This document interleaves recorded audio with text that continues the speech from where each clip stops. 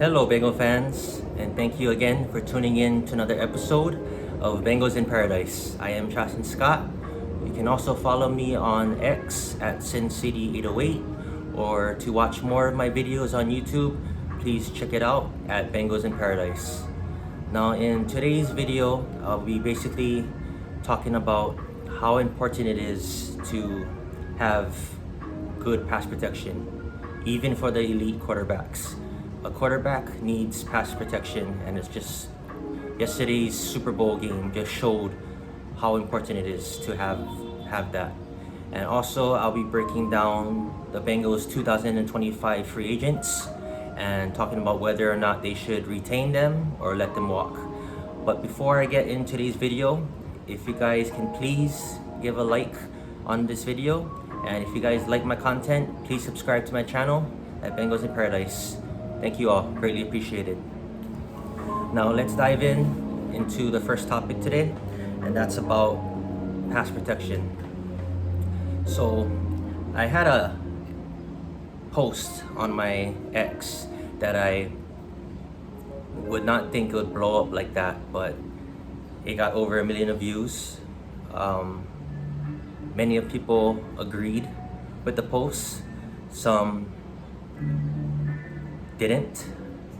I'm not going to say names, Chiefs fans, but a lot of people disagreed, and they're just saying, oh, but Mahomes has 3 Super Bowl rings, yada yada yada. I get that. You guys, I should explain myself more in what I meant in that post. So basically, what I was trying to say in that post is, I said, with no pass protection, it's very hard for a quarterback. And when you look at it as a whole, Patrick Mahomes had 2 losses in the Super Bowl. And they weren't just, nail biters or close games. They were blowouts. Chiefs got handled in their 2 losses when they had no pass protection. Back in 2020, when they played the Buccaneers, the final score was 31-9, I believe. And yesterday's game against the Eagles, they got blown out 40-22. Now, my whole point in my post was basically that pass protection is so vital to your success for a team. And when you don't have that, it's basically just so hard, even for the elite quarterbacks, to overcome that. And I feel like it goes to with any quarterback in general. When you have no pass protection, it's gonna be really hard to win a football game, and that's just straight up. That's how it is. In the trenches, to me, besides quarterback, are the most important positions when it comes to football: defensive line and offensive line. And the proof is in the pudding. When Bengals were in the Super Bowl back in 2021, they literally had arguably the worst offensive line going into the Super Bowl that I can imagine. Basically, their entire line no longer plays football anymore. That's how bad the Bengals line was. And yet, Joe Burrow found a way to lead his team to a Super Bowl. And granted, with that terrible offensive line that we had, we only lost by 3 points, by a field goal. Bengals didn't get blown out like how the Chiefs did when they had no pass protection, like how Joe didn't have pass protection. And guys, this is like no knock on Patrick Mahomes. He's an elite quarterback. He's one of the greats. But what I'm saying is, you don't need to throw Joe under the bus because he lost a Super Bowl game. It's you win some, you lose some. And when I see all the haters, saying that, oh, Joe lost in the Super Bowl, yada, yada, yada, it's more so, it's just proof that in order, to win the big games, you need pass protection. And that's just a fact. You need to have good quality pass protecting, because if not, it's gonna look like the game like yesterday. But you can say Bengals had a worse line than the Chiefs last night, and yet they only lost by 3 points. And it's not like the Rams defensive line when we played them in the Super Bowl was just a bunch of dudes. It was 2 Hall of Famers in Aaron Donald and Von Miller, and their pass rush was, if I'm not mistaken, like one of the best in the league in that year. So my point is, don't knock Joe for losing in the Super Bowl and then just give excuses, give a pass to Patrick in last night's game. That's not how it works. Pass protection, regardless, in general, you just need it. And that's why I feel if Joe had, a decent or a good offensive line, we would have multiple championships by now. But that's not the case. For whatever reason, Bengals don't value the guards. They basically kind of don't value the interior as a whole in general. They just like to focus on the tackles. To me, that's their priority, is focusing on the tackles and just not worrying about the interior, like they can overcome that. Now granted, they did. They went to the Super Bowl. They went to back-to-back AFC championship games. But at the end, it's gonna bite you, because the 2 biggest games in the Joe Burrow era was the Super Bowl back in 2021, and they lost because of the interior play. The last play, Aaron Donald disrupted the last play. Bengals lost in the Super Bowl. The year following that, the Bengals lost in the AFC Championship to the Chiefs. Why? Because of the interior play. Chris Jones disrupted the last play that the Bengals had. So that's my point. You need to focus on the trenches. Trenches are just so critical for your team's success. And Bengals just need to address that position going into the offseason this year, because it just shows time and time again, if you don't have pass protection, not even the elite of the elite quarterbacks can overcome that sometimes. And that's fine, but your quarterback even needs help sometimes. They can't be playing Superman ball every single time. They need help, they need protection. And if they do, that accumulates success. Now Chiefs have one of the best, if not the best, interior linemen, but for whatever reason, Eagles were just hitting home. And they're just getting to Patrick. Like, it felt like every single play that occurred, they're just hitting home and getting to him. So I cannot stress enough that protecting your quarterback at all costs is the most important thing when it comes to going to the big game, winning the big game. So that's what all I was trying to say in my post yesterday, was basically that don't be hating on Joe for what he couldn't accomplish, which was losing in the Super Bowl. He lost in the Super Bowl because he had no protection, and that's just straight up, I'm honest. It's a fact. They lost because the interior failed him, and the defensive line of the Rams hit home to Joe, and he couldn't basically do anything. So that's all I was trying to say in my post. And like I said, I hope the Bengals can address this moving forward, and I hope that they can find the urgency to look at the guard play differently and value that position, so that this team can go to where they want to go, and that's obviously a Super Bowl. And that's basically all I have to say for that topic. And then I'll be moving along to the next topic, and that's the Bengals 2025 free agents. Now, looking at the list, I'll basically be breaking down, all the key free agents that are going into this offseason. And I'll be starting with T. Higgins. You know, it's a no-brainer. Bengals should do everything they possibly can to retain T. T is a need, like Joe said, and I feel if you let T walk and go into free agency, he's not coming back. Another team, mark my words, is gonna pay stupid amount of money, and I would not blame T for a second if he went that route. You know, go get the bag. So I feel like Bengals need to nail this down before free agency occurs, because like I said, there's gonna be plenty of teams trying to snag him, and Bengals cannot let that happen. And I feel like T would take a fair deal. Like, I'm just speculating, but if Bengals was to offer 25 to 28 million a year annually, maybe T would take it.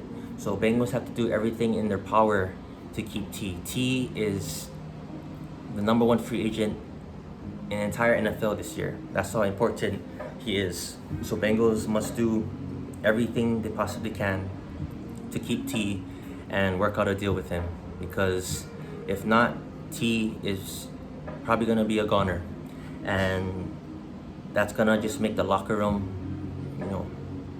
pissed off. Joe has stated time and time again how much he values T and how much he means to this team. And if you let him walk, how do you think Joe's gonna feel? And we don't want that kind of friction going, like, moving forward with your franchise player and with the team. It's gonna turn out bad, I would say.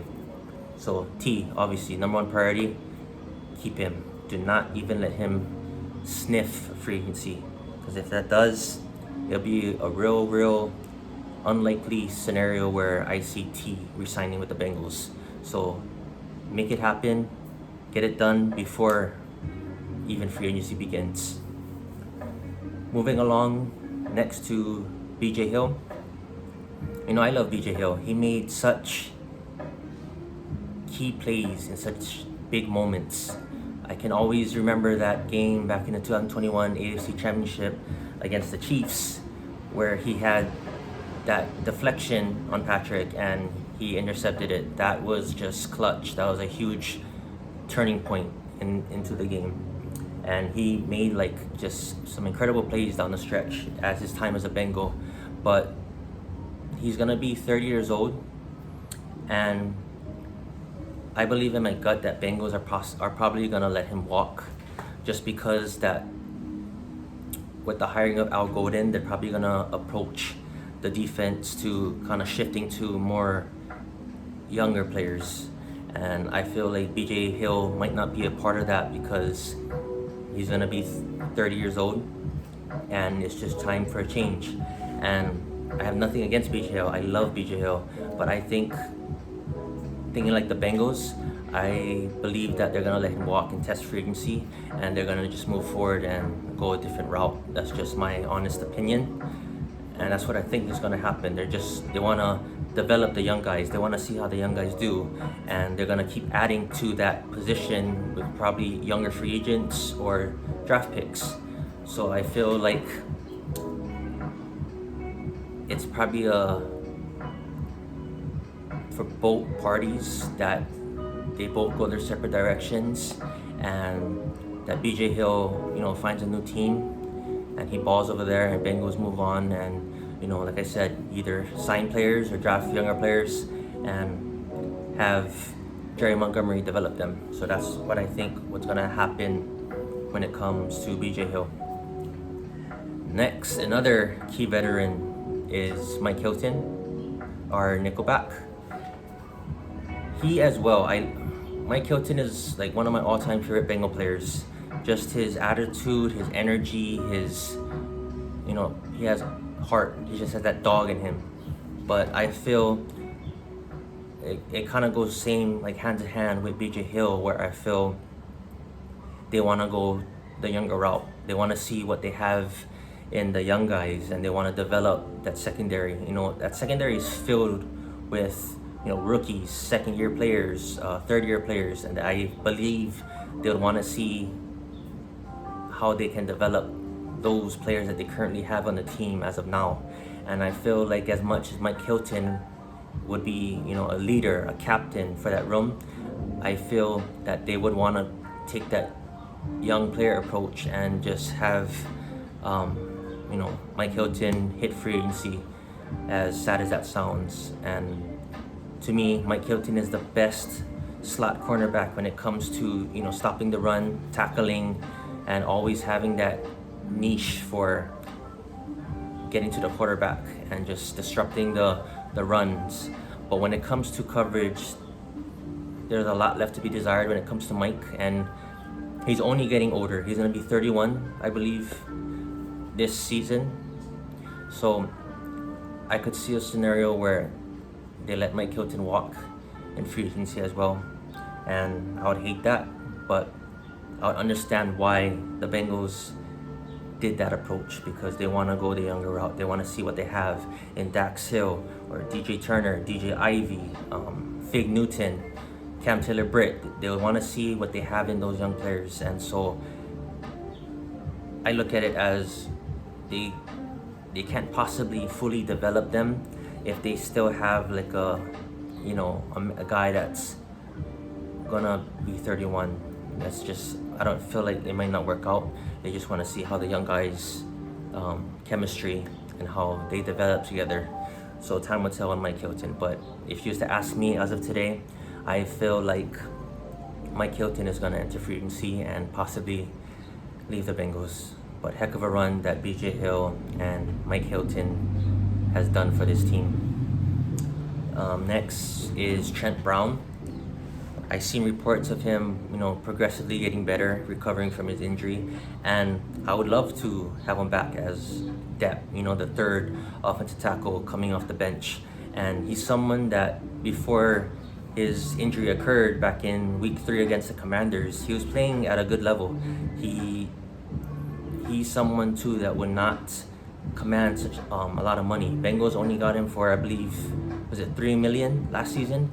And with his injury, it might just be the same amount or even less than that. So why not bring in somebody who already knows the system, and he'll be a really, really good depth piece for the Bengals moving forward, because we've seen, last season with Orlando Brown going down, with Amarius Mims missing some time, that you need the depth behind your starters. And I feel like Trent Brown is always injured. He has a lot of injuries, but I feel he'll be a really key depth piece. Like if Mims or Brown was to get hurt, he can just fill in and take over that spot. So why not bring him in and maybe draft another offensive tackle, who knows, and have them compete. But for now, I would be down with Bengals resigning Trent Brown, and I would love to retain him. So that's with Trent Brown. The next on the list is ADG, Akeem Davis-Gaither.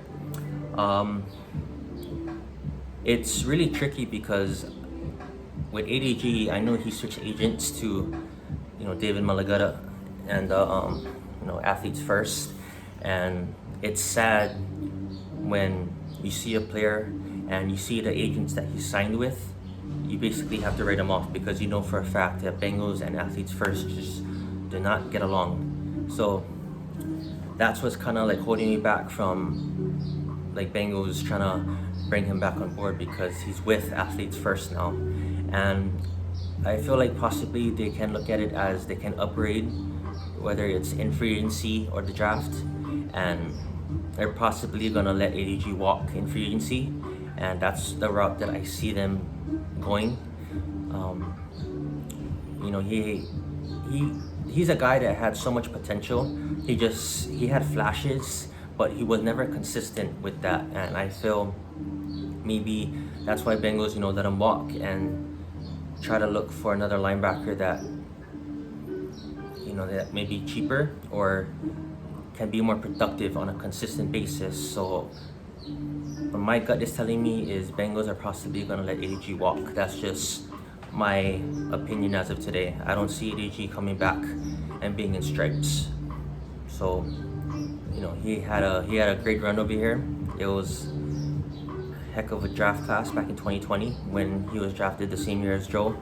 But I would be understanding when it comes to if Bengals was to let him walk, because he might want a permanent starting gig. He would want probably more money, and that's something that Bengals probably can't offer to him. So by all means, chase the money, ADG. I'll be happy for you if that happens. Moving on, another key free agent is Mike Gesicki. Now when it comes to him, it's a no-brainer as well. I feel like Bengals must do everything they can to retain Mike. He's been a vital piece this season.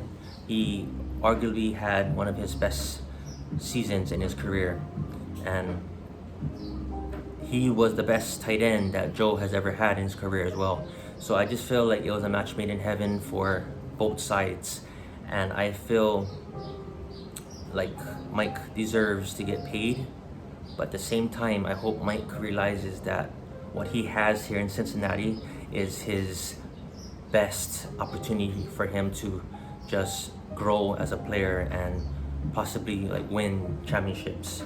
And I feel with having Joe as your quarterback, you can't ask for anything better. And I know Mike Gesicki values that and knows that. So he stated that he would love to resign and be a Bengal, but he also wants to get paid, and I totally understand that. So I just hope Bengals can find common grounds with Mike Gesicki and work out a deal where it's fair for both sides. And I just hope he comes back, because I'm kind of getting tired of this 1 year rental on tight ends. I just want Joe to have a consistent guy on that position, and I feel like Mike is the perfect match when it comes to this team, because we all know we're a pass happy team. We pass the ball more than run the ball, so he fits what Bengals offense is trying to do, and he's basically a huge receiver playing the tight end position. So like I said, I hope we can bring back Mike Gesicki, and I just hope they can come to an agreement on a deal and he stays here for the years moving forward. And then next would be Joseph Osai. He's another one where he's still young, only 25 years old, plenty of potential, plenty of room to break out, and I would honestly like to see what he can do with Jerry Montgomery, who's the new defensive line coach. And I would like to see how he works with him and can bring out his best in him, because that's what Montgomery is known for, bringing out the best in his players. So I would like to see what he can do with Osai. But at the same time, I understand if Osai would want to leave because he wants to chase the bag and a team is willing to pay more than what the Bengals are offering. But it kind of goes the same with Gesicki. Do you want to chase the bag, or do you want to stay in Cincinnati knowing the fact that you can possibly win championships here? So I'll get both sides to it on what Joseph Osai decides to do. I won't knock him if he decides to leave and chases the money. Do you, man? But I would be totally fine if he was to come back, and I'll be okay if he was to leave in free agency. So when it comes to Joseph Osai, my gut feeling is I see him walking in free agency and trying to see what other teams have to offer to him, and I believe he's gonna take that and possibly go for that, because they're gonna give him a starting role, something that Bengals won't do. He won't be a starter here, but he'll get a lot of reps. But maybe a team offers him more money and will offer him a starting position on the edge. So like I said, I won't knock him if Joseph decides to leave. So that's my gut feeling, that Joseph decides to leave in free agency and signs elsewhere. And my last player that I'll be bringing up today is Cody Ford, guard. He basically is very versatile, and that's something that's so important for not just the Bengals, but as a team as a whole. if you can find a player that can play multiple different positions, that's more power to you. And I feel like Cody did a solid job when it came to that. He played tackle, he played guard, he played like basically 4 spots this season, and it wasn't great, but it was decent, it was good, and that's something that's really valuable for a team. So I would love to bring back Cody Ford, but it's weird because I just hope that Bengals don't see it as he had a good season last year, so let's extend him, but let's make him a starting guard. See, like when it comes to that, I wouldn't like that, because it just shows that Bengals are, again, what's the word?